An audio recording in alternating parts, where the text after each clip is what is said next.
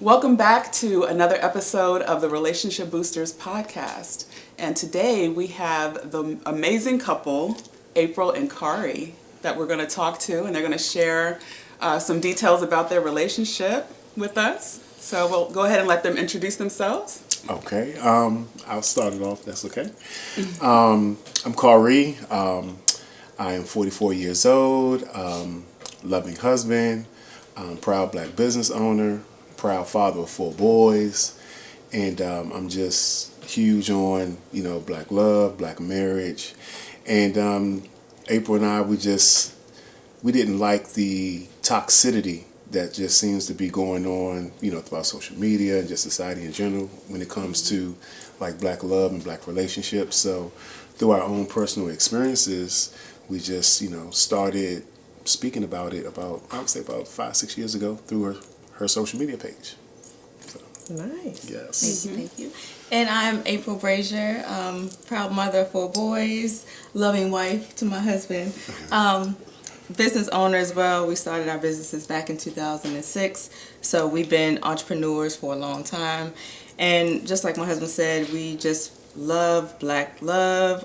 We want to promote black love. We want to promote healthy marriages. And we also, healthy families. Not just marriages, but healthy families in general. So that's why we're here today. Yeah. We're happy to have you. Yeah. Thank you. Well, we've worked together before. Yes. We've collaborated, and it's always a pleasure. Always a pleasure. Thank you. And for the people out there to know about us, we actually maintain relationships with people. It's not just come on this show, Right. but we actually want to know what's going on with y'all and how well y'all are doing, and we want to make sure we're always able to support. But today we're gonna get nosy. Nosy for the camera. So you said you started to change the narrative through April's account. Now, April's got a pretty big following, as well as a whole lot of body work. I mean, so that's where it started. We started my page back in 2013, and it was just strictly fitness. I was a fitness trainer, and that's how I was getting my clients through my videos and posting, and I was getting my clients and training them through social media. And then maybe a year or so later, a couple years later, we started to promote, our marriage. We started to put our kids on there. We started to put our businesses on there, and then it just grew from all of that. And I guess because we're so authentic and we're so relatable, that's what drove people to start to follow us. Mm-hmm. And just to piggyback on what you just said, so what really kind of spawned our transparency, because that's the thing, we are extremely transparent when it comes to our marriage, like extremely transparent. We've posted things where people be in the comments, I wouldn't post anything like that about our marriage and yada yada yada. But mind your business, right? But see, again, our motto has always been, we don't care what other people think. If our transparency and if our story can affect one marriage or one relationship, we've done our job. And so what really kind of spawned it was once we started, to kind of like really, April, getting into the fitness, and she started getting a following, and then she started sharing our family dynamic, people started to just start to think that we were just this perfect couple, just pristine and this, that, and the other, and yada, yada, yada. And it got to a point, it kind of bothered us because it kind of represents everything that's wrong with social media. Mm-hmm. Everything is perfect. People only sharing their W's, not their L's, and this, that, and the other. And so April and I just had a conversation about it one day. It was like, you know what? We don't like how everyone just thinks that we're perfect and everything. Let's just start being more transparent. And that's exactly what we did. We just started being more transparent about our up and downs, whether it been, being on the verge of divorce, having divorce papers drawn up, or, our bankruptcy, or just the ups and downs of, being in a relationship. We've been married 14 years, but we've been together 22. You know, so like, yeah, that's a hard road. You know, and I'm just gonna be quite frank. You know, it definitely wasn't a cakewalk or anything like that, but we persevered. Yeah. So y'all just try to gloss over. We've been married 14, together 22. You know we got a hot topic question. Okay. Uh-oh. So the hot topic question is, who proposed to who? That's the hot topic question. That was one I remember when you posted about that, and all the women came for it. You know, they came for it in the comments. I don't remember the actual year. I know we moved in together in 2004 is when we actually moved in together into our first apartment. And I think it might have been 2005 or 2006. It was a year or 2 years after we moved in together. Valentine's Day, I actually called his sister first, and I talked to his sister about it before I did it. And she was like, "If this is what you really want to do, you think?" I was like, "Yes, this is what I want to do." So I went and I got her approval. Went and got the ring. Valentine's Day, I made dinner. I had our oldest son there. Steak. She had Yes. steak, Oh wow. mashed potatoes, Excuse me. and peas. I remember. He remembers When that is Oh cute. yeah. I think we were Yeah. like 20, The we were like way to a man's 24. heart is his stomach. Yeah. No. Was he about 24 at this No, time? 26. I was 26. You were 25. So I was 25 at the time. So yeah, Yeah. cooked dinner, had the table all set, and then we ate dinner, and then after dinner, that's when I gave you your gift. It was a bear. It was a teddy bear. So she had me roses and she had a bear. So I'm like, oh, bear, cute bear. Okay, all right. So because she's looking nice. She put on a really nice dress, heels, and everything like that. At this point, I'm like, damn, the bear. You know? So then she's like, no, look at the bear. So I'm like, okay, all right. Yeah, the bear's cute. Put the bear back down. She said, no, look at the bear. So then the bear had a like a drum or something. It was a heart. It was a heart, and I could tell that it was something that you could put inside of it. So I'm finally putting two to two together. So then I opened it up, and then it's the actual ring, the box for the ring. And at this point, because I'm a very in tune person. April never surprises me because I always see it coming. Always.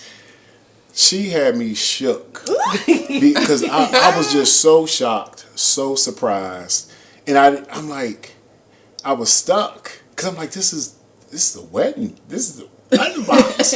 And I opened it, and it was a ring, and then she was like, "Will you marry me?" And I was just. Shock was just, it's an understatement. I was stuck for like at least 30 seconds. I was like, yeah. That's what we wanted to hear. Yeah.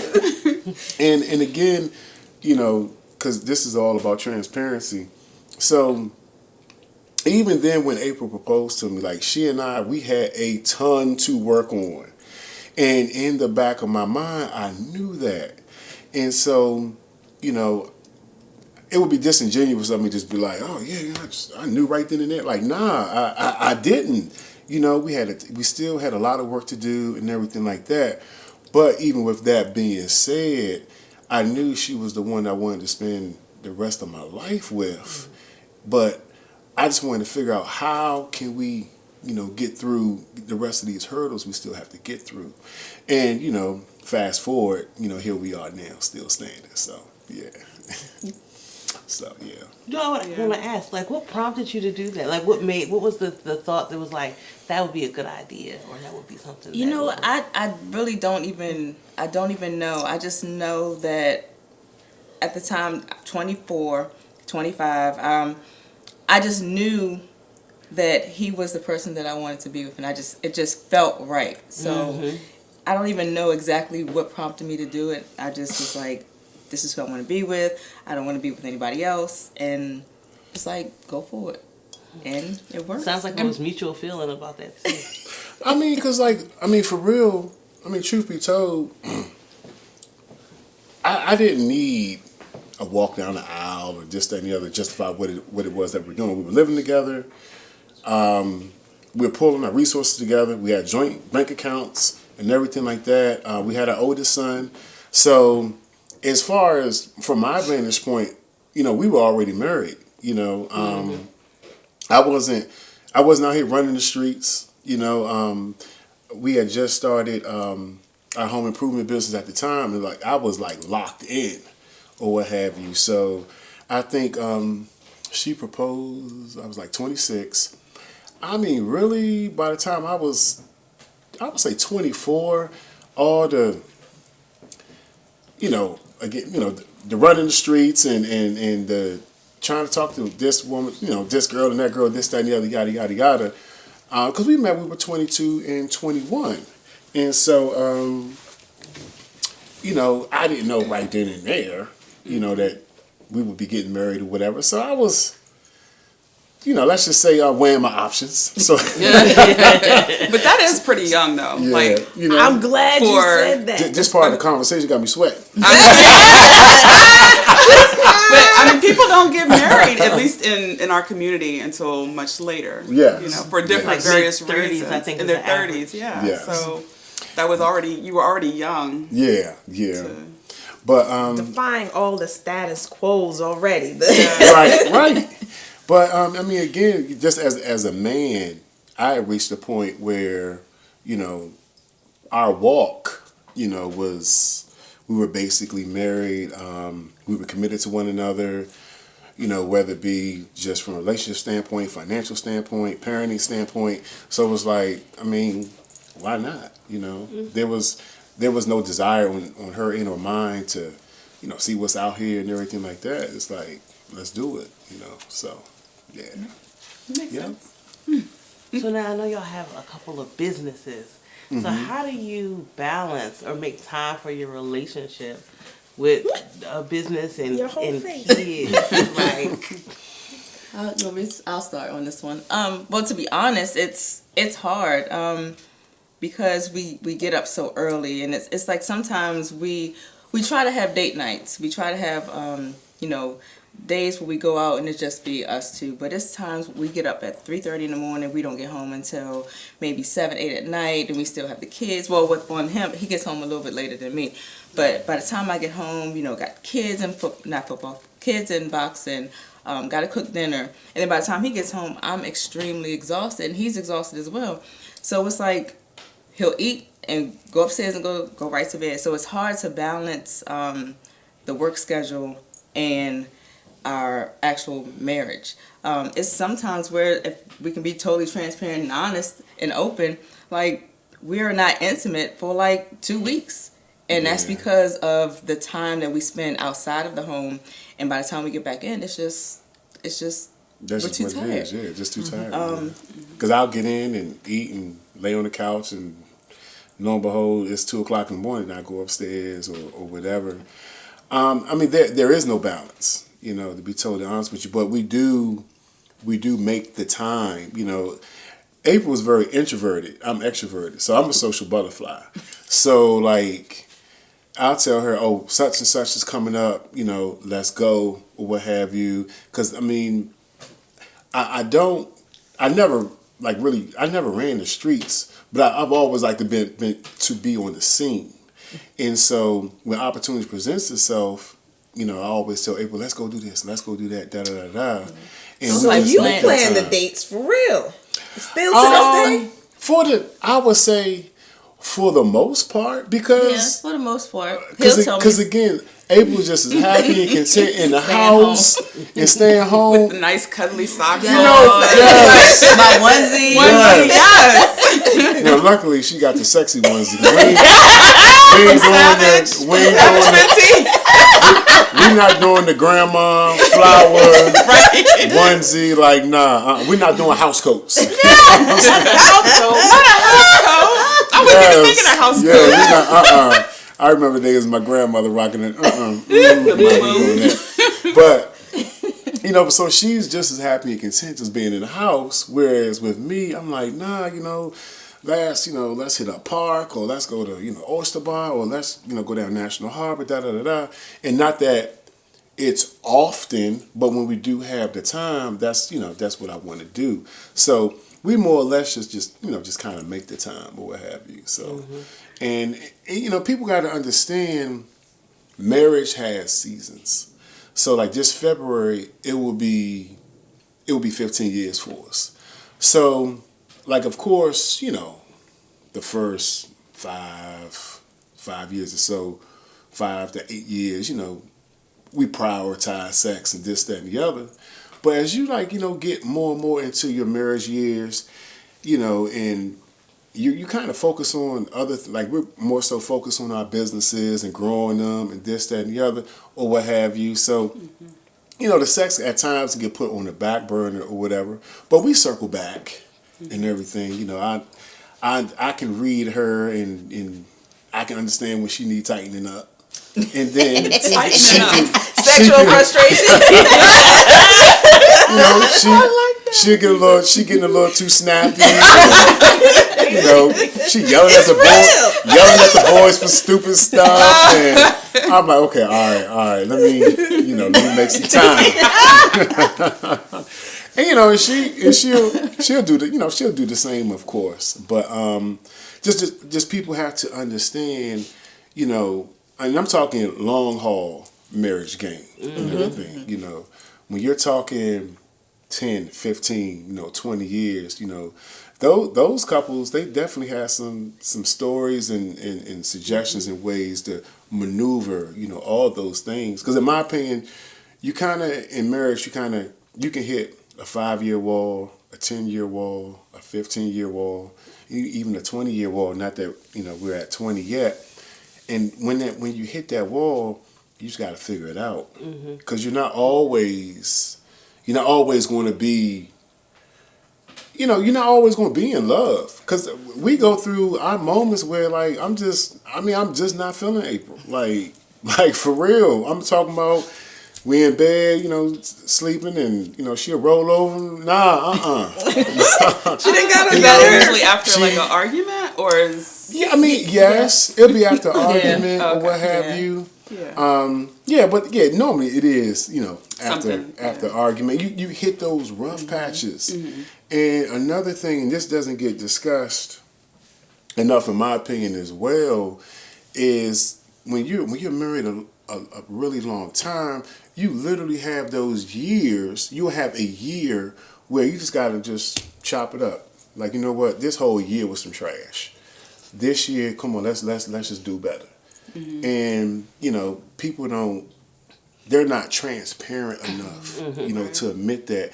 Where you just have to, you have that year where you have to wipe the slate clean. Yeah. And that's just what it is. But see, the easy way out though is when you hit that time where that year is just garbage, you ready to throw in the towel.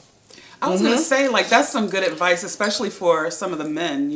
When you think about how some men do have an issue with, like, if there's no sex. Women too, I think. But what would you say to them in terms of?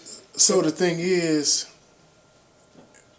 if you're a purpose man and you're a driven man, that's not an issue, because you're more so focused on your purpose and your goals and everything. Me personally, I'm legacy driven. I have 4 boys, so everything that I do is for them. So when I'm out here, grinding, working hard, this, that, and the other, yada, yada, yada, I'm not in the back of my head, April didn't give me nothing. Like, nah, that's back, I'm 44. That's back in my early 30s and everything, I'm at an age where just being legacy minded and everything like that. And I find it, brothers who really don't have a lot going on for themselves, too much, like, as I call it, BS time.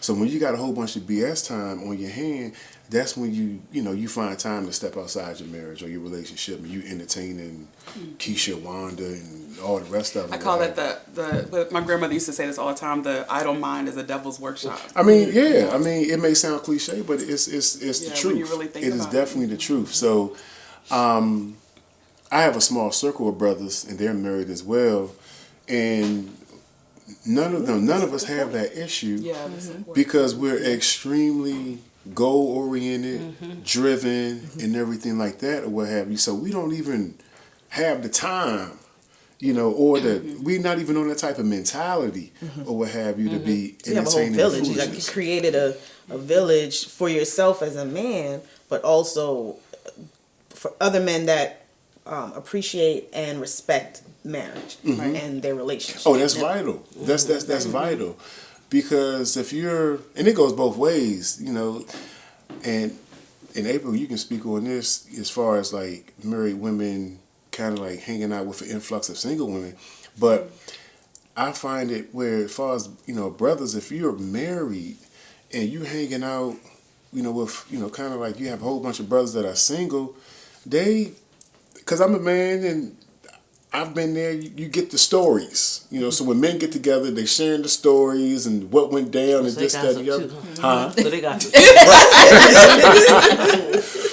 So, but as a married man, you hearing these single man stories or what have you. You don't even need that temptation, So it's best to be around brothers who, and I'm not saying totally disregard your homies that are single, but you got to have the balance. You need some brothers in your corner that are married. So when you're going through the ups and downs of marriage, you got a brother that you can go to and get some advice from, especially if he has more years in the game than you.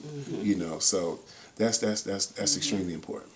That's a good point. And I was going to ask you about repair, because you mentioned earlier, like, sometimes you're not feeling her, or y'all are not in a good space because there's a conflict. So what do y'all do to repair those situations? How do y'all get back on track? So most of the time it's either me taking accountability for whatever it is. So if it's something that I've done, I have to step back and be like, because it gets to a point where I know he's upset. And then I'll be selfish, and I'm like, okay, you upset, I'm upset. I'm not talking to you. So we just gonna go through the whole house all week, and we just not gonna talk. No, but hold on. Keep in mind, we're in business together, so when we talk, it's business related. But that's it.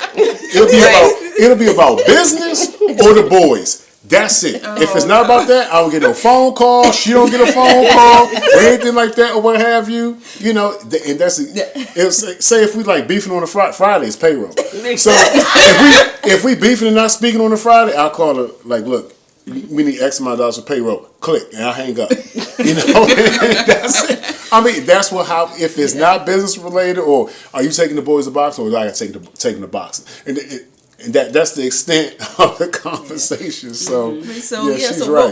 What I do, if it's, he does the same thing, but if it's something that I know that I've done, I'll just step back and be like, all right, you know what, take accountability for what happened, apologize, be intentional about getting back on track. So I'll just, he likes certain things. I know the things that he likes, so I'll just do those, and we just get back on track. I'm like, all right, it's Sunday, we're going into a new week. Let's be intentional about getting out. That's her favorite. That'd be her favorite little line. It'll be Friday evening, and it's like, well, the weekend's coming. Let's go ahead and try to, wipe the slate clean. So, we can try to enjoy the weekend and everything. And I'm still pissed off. And I'm like, okay, all right. But you know what? That's better than waiting for the whole year to go by to wipe the slate clean. You know what I mean? Like, at least it's the week. It's just taking accountability and then just being intentional, moving forward. Mm-hmm. So I have a question for you. If you don't mind, you guys have been together for a long time, right?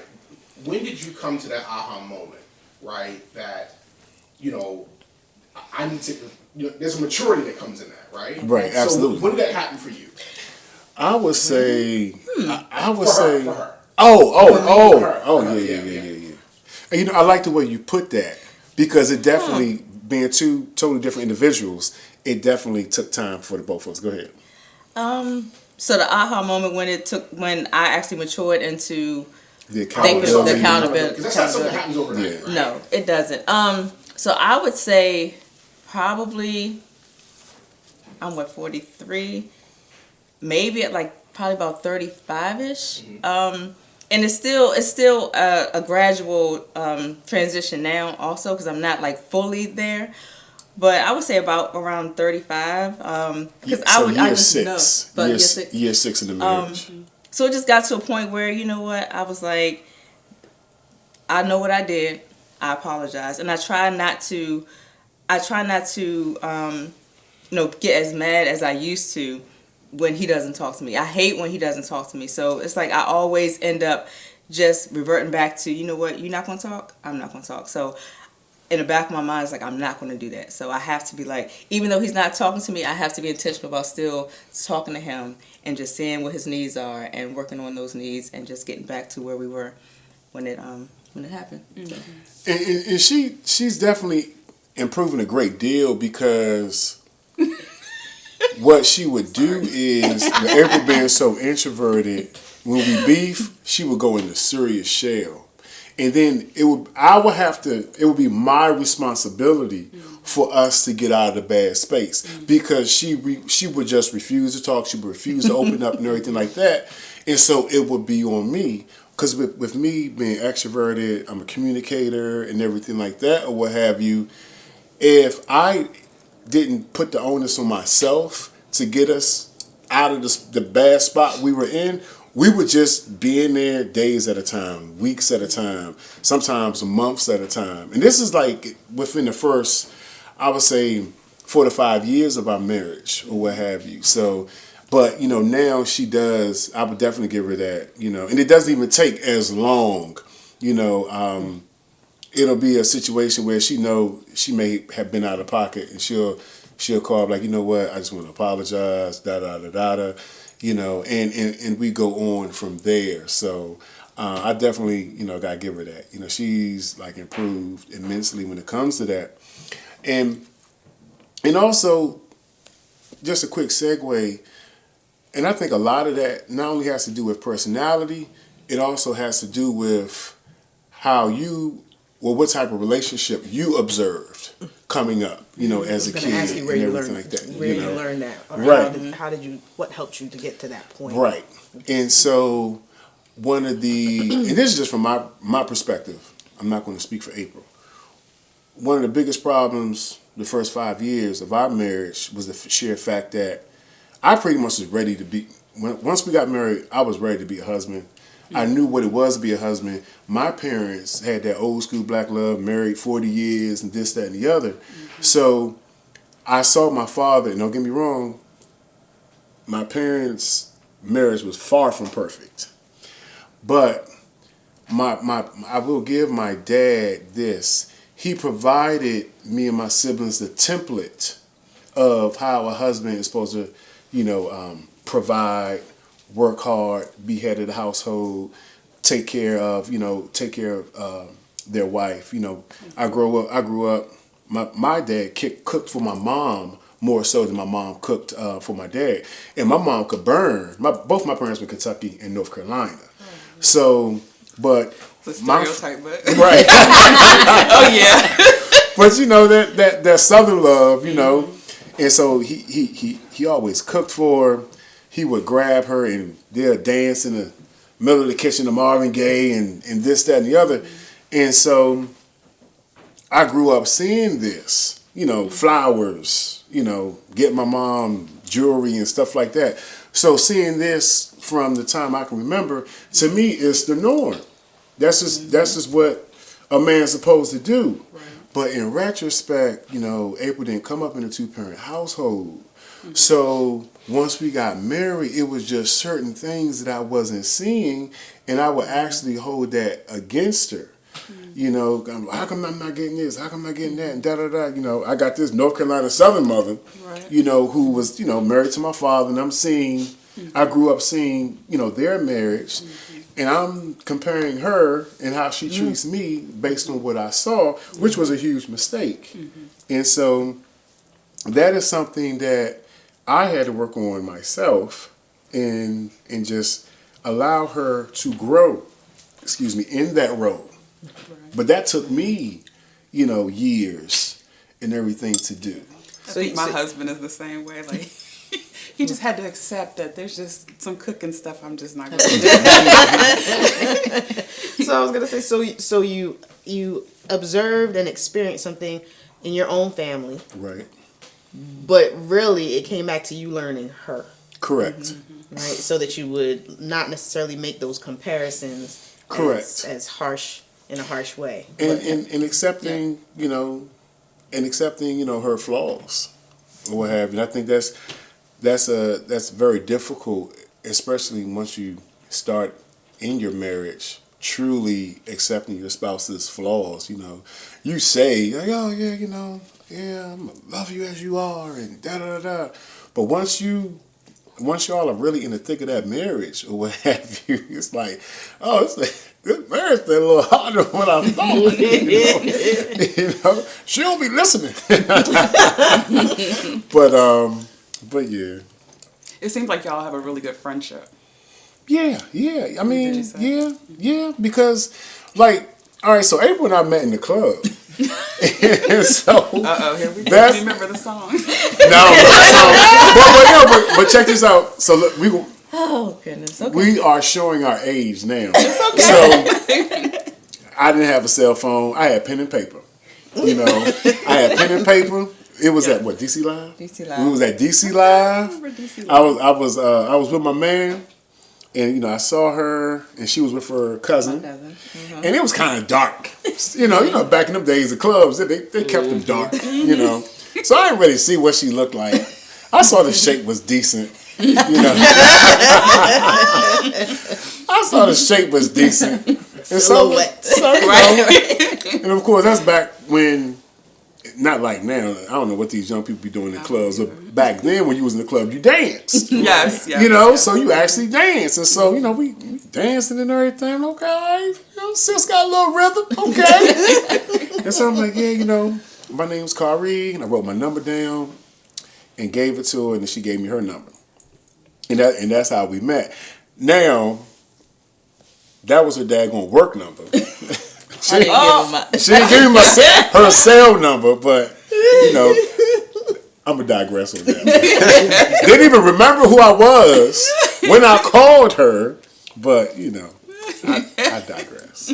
So how to go from there though? Like, no, we eventually, she eventually did give me her cell phone number. I still didn't have a cell phone at the time. Because again, this is when cell phones in the infancy. Not everyone had one, right. And so we went on our first date, which was How long after that? David Buster's. How long after that meeting was this first? Maybe date? like A week. About Yeah. a week It was about a week. And we went to David Buster's, the one out in Rockville. Yeah. That was the only one, at the time, or what have you. We had a good time. She was ready to do a little something, after that first day. But I was still staying with my parents. April, at the time, see, I got in an accident and totaled my car, so April had to pick me up. I wasn't feeling that. So I'm like, you're not driving?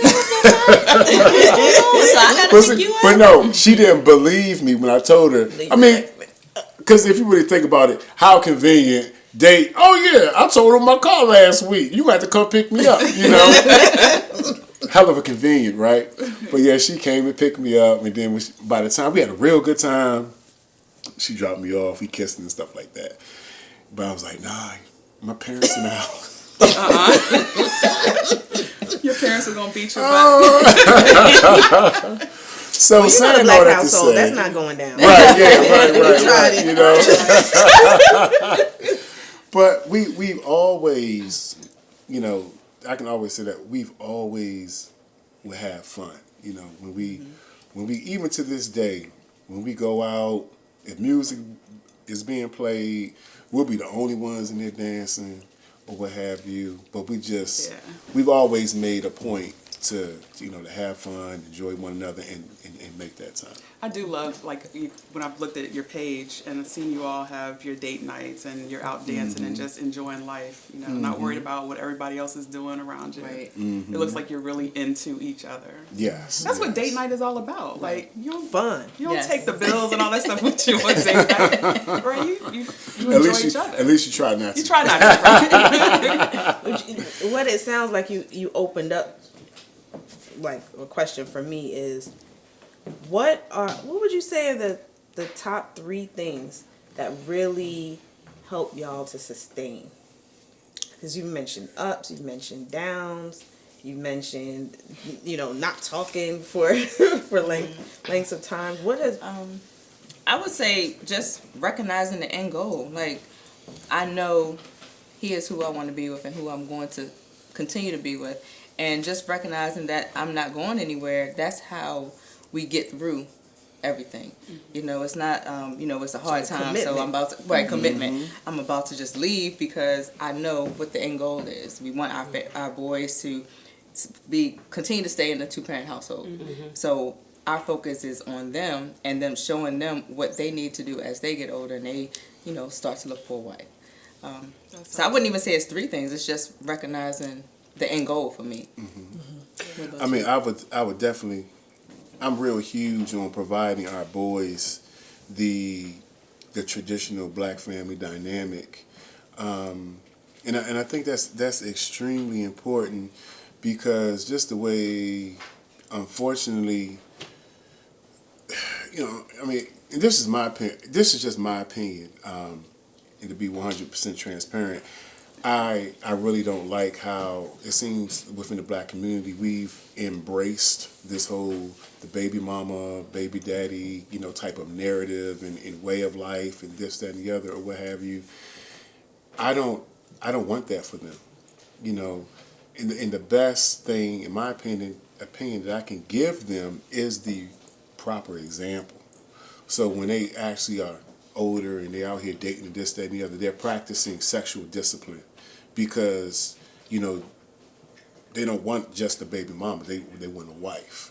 I'm trying to teach them to marry before you carry and everything like that. And I understand, things happen or what have you. And some of us, we find ourselves in these situations. But I just the way, in my opinion, it's just embraced to a point now where we don't even glorify black families anymore. The television commercials now, like you rarely even see black families. You'll see, the mother and the son or this, that, and the other. You don't see the black family unit. But without fail, that same commercial will have the white family unit fully intact. And, we have to be honest about that. And I'm just huge on marriage. I hate when April and I, we discuss all the time, just the vitriol, it seems, nowadays in the black community about marriage. One of the biggest indications of wealth is if you're married, I mean, like, I think we just really need to take a deeper dive into all the benefits, of Can you touch on those? Yes. Because I think if people are teetering on marriage, there's nothing good. See, people talking about hard time. I want peace. I don't want to have a hard life. I don't want, right? Like, what are the benefits, even with the hardship? What are the benefits? Well, the benefits of you being, like, okay, so from my vantage point, the benefits of me being married to April is what all that we've accomplished together, from starting off our 4 children, and then from there, our businesses, and then from there, just one another, built the way we built one another up, or what have you, and then through her page, the positive influence and example that we've put out there, but like I just touched on, when you're married, that's you being with 2 people. 2 heads are better than one from a financial standpoint, and like. It's rough out here. I mean, we're in a recession, everything's going up and everything like that. And the group that's being hit the hardest are the singles. because it's just them. They're living on one income and everything like that. Oftentimes, they're still staying with mom and dad, which is no problem. There's no problem with that. But there's just being able to pull two resources, two incomes together. It just makes life so much easier. And it's like when you see other races, you know, you have the Waltons, you have the Fords, you have the Hines, you have like Hinesfield, the Crafts, all of them, they're families, and they built their empire being a family, not having 5, 6, 7 different kids in 7 different households. Yes. So you can't build that wealth having kids all over the place. You need to be in one family unit. Do you feel like being together has helped y'all to move further than you would have? Oh, individually? absolutely. Like, I mean, so when it comes to the business part of it, I'm the driving force. You know, I'm the one that's business minded and everything. And so, but I know for a fact I wouldn't have been able to accomplish what I've been able to accomplish if it wasn't April with me, rocking with me, you know, lock and step. I mean, because, you know, I have homeboys, you know, they've told me, like, man, you know, the stuff, you know, April be doing for you, you know, my girl, she'll never do no stuff like that, da-da-da-da. And a lot of that is attributed to, like, okay, does your walk and the way you try to lead and everything like that, does it make her want to, you know, help you or what have you? That's one of the things, and oftentimes the answer to that is no. And so that's where it starts first and foremost. My walk is in such a manner where April will see it as a disservice if she's not with me lockstep. Because with my walk, I'm constantly pouring into her. Because see, the way I go about my marriage is I always put her first. You know, I'm totally selfless. So she's rooted in the majority of my decisions that I make in regards to our marriage, our family, and everything like that, and any other long-term decisions. And so, and she knows that. So that alone, and you can answer better than I could, it just motivates her that much more, you know, to help me in any which way that she can. I mean, what do you think? I agree. Is that true? Even that move right there. I felt the subtle, but I felt like the feminine energy, like she felt like she could be, and she can be. I mean, in that but relationship. it's the truth. Like we a team. Like, you know, all money in, and you know, and I know every marriage dynamic is different, and I got homeboys where, you know, money is an issue, and you know, he has his money, and you know, his wife has her money, and there's always seems some sort of conflict. But like, it's always been with us, like, there's no, okay, this is yours and this is mine. It's always been ours. And that's the way we've always walked. I was going to ask, because you had mentioned Black love earlier, and I know that's a buzzword that goes all around. But what does that mean to you? What does Black love mean to you? I mean, well, I can tell you right now, what it doesn't mean is what we're seeing constantly in social media and constantly in Black entertainment. I detest the perception of Black love, that's especially in Black entertainment. I mean, it's toxic. And it's rooted, in just my opinion, it's just rooted in just immaterial stuff that can't sustain a marriage long term. You know, how you look and how much money you got, you know, what you bring to the table, and all that foolishness, you know. So that's definitely not the Black love that April and I, you know, are trying to represent. We just want, when people see us, we just want them to see just regular Black people. You know, when people, they will see us in public, and, you know, because April got a large following, so, you know, some of them be like starstruck or whatever. We like, nah, you know, we regular folk, you know. Right. You know, it's you know, we take pictures and this, that, and the other, but we are like so regular. So, but to answer your question, you know, Black love is a love that's rooted in Blackness, that's rooted in selflessness, and that's also rooted in just wanting to be the example for other black people, a positive example, for other black people. Because at the end of the day, we have to get back to the black family. Get black. Right. Well, that too. But we have to get back to the family dynamic. And I think once we get back to that family dynamic, us as black people as a collective, we'll be able to do so much better. But what do you think, April? Yeah, I agree. It's just pouring into other black couples and just showing them that it's possible. It can be done. It's not just this whole, like I said, baby mama, baby daddy syndrome that everyone seems to see. And I just feel like the kids need to see that positive example. Mm-hmm. Yeah. So black love to y'all is a positive example.